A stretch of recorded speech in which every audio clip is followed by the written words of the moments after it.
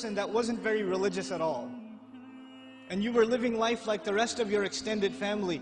But something came in your heart and you said, you know what, I'm going to take this guidance seriously.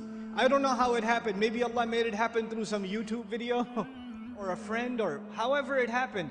But you decided to make a change for the better in your life. And when you start changing the behavior in your life, the first people to see a change in you will be your own family. They will notice it. They will notice that you're not the same anymore. You don't talk the same, you don't act the same, you don't go to the same places, you don't even have the same friends anymore. And this necessarily happens. When you take a turn towards Islam, necessarily you start losing friends. Because your old friends used to do pretty bad things and now you can't do those things with them anymore, so you suffer a loss of friends. And at the same time, your family starts saying, you're acting a little too weird. And for the young man, the family might even say, what's that thing on your face? You forgot to shave? What happened to you? And the girl starts wearing hijab and the family might even be in shock. And this is a Muslim family, mind you. They'll say, take that thing off your head. You're going to go out to the wedding looking like that? I can't sit in the car with you like that. What do you think we are? Who do you, all of a sudden, you're the Islamic role model? Who died and made you Shaykh? That all of a sudden we should be looking up to you. Remember what you were like last year, man? You were the party animal. Now you're going to go make salah? Yeah, seriously, please. We know what you're really like. In other words, this not only have you lost your friends, from your family you get the nastiest kinds of sarcasm and criticism. All the time, all the time. Every chance they get, they say something to you. They say something about your beard. They say something about your habits of making salah. They say something about putting your children in Islamic school. They say something about sending your children to Sunday school. Or you getting up for Fajr or Isha and going to the masjid. They'll have some comments for you. And those comments hurt. They burn pretty good. This happens to young men in the audience, where their parents start telling them to stop hanging out with their other Muslim friends. Don't go to the masjid, don't waste your time. I wallahi myself know of stories where the father found out that in between classes, the son used to, because his classes were 3-4 hours apart, in between classes he used to go to the masjid to pray dhuhr and just study at the masjid. Instead of studying at the library where there's plenty of things to look at, might as well go make salah and pray in the masjid. I'll be safer that way. Dad finds out. You're becoming an extremist, son.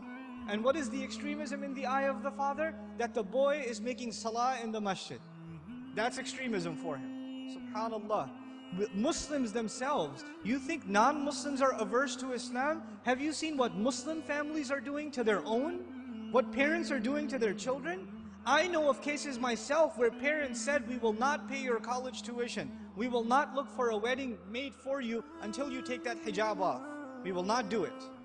We do not accept you as our daughter until you take that thing off. We will not show our face in public with you. You can't go with us anywhere. This is the mother telling, and you know what they'll say, what's amazing about that? They'll make you feel bad about yourself.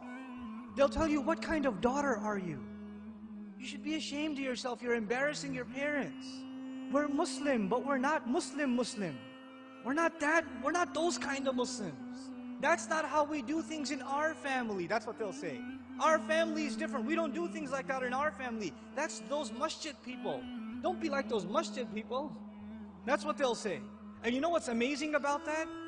If you look at a portrait of your great-grandparents from back in the day, good old great-grandpa's got a big old beard and you can't even see grandma's face. So who's being true to the family and who's an embarrassment to the family?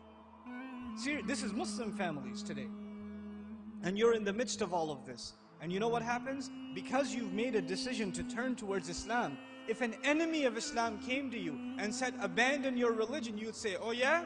I'm going to be even more committed. You would become energized in your zeal for the religion when the enemy attacks Islam. We'd get even more fired up. Muslims get fired up in the craziest of ways. Somebody draws a cartoon about the Messenger ﷺ and Muslims go crazy and they'll burn some other guy's car up or break somebody else because they're really angry. But we get fired up when something happens, something questions the dignity of our religion, even if it makes sense or doesn't make sense. But when your own family comes and says, look, I love you, I'm worried about you, I don't want you to become this way. This is the way of the people who fail out of college, who don't have a career, who have miserable lives. I don't want you to fall into this extreme. Somebody is putting you under their influence, you need to get away from them. They see stuff on TV and they become paranoid. And you're in the middle of all of this. And it becomes hard to hold on to your religion in the middle of all of this. It becomes hard. Because it's not the enemy of Islam that's pulling you away. Who's pulling you away? Your own family, your own parents, your own husband, your own wife, your own brother, your own cousins, your own in-laws. They're the ones pulling you away. So how do you deal with that? The most inappropriate response to this pressure is anger. And you know what? That is the most common response too. Your parents start yelling at you for growing the beard, and you're a young, hot-blooded guy. What do? Oh yeah? It's the sunnah. You can't tell me what to do. You're following culture, and I'm trying to follow Islam. And you slam the door in their face. Way to go. Because that's what Allah wants you to do. Yell back at your parents. And they're just they're talking about your beard. What was Ibrahim's father talking about, alayhi salam? Was he talking about something small or something big? Go make sajda to idols, boy. And does he lose his cool? Does he get angry? We have to learn how to be with our parents.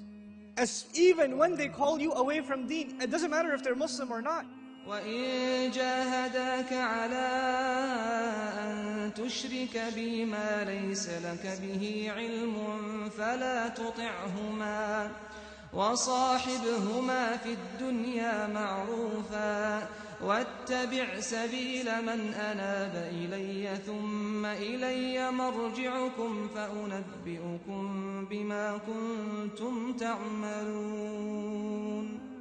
Allah Azza wa Jalla tells us, if they struggle against you to make you follow what they themselves have no knowledge of, don't obey them while at the same time accompanying them in the most dignified fashion. Obeying them is separate, respecting them is separate. Just because you didn't obey them for the sake of Allah when it came to matters of halal and haram, or when it came to matter of iman and shirk or kufr, just because you didn't obey them does not give you the right to get angry at them. You can't.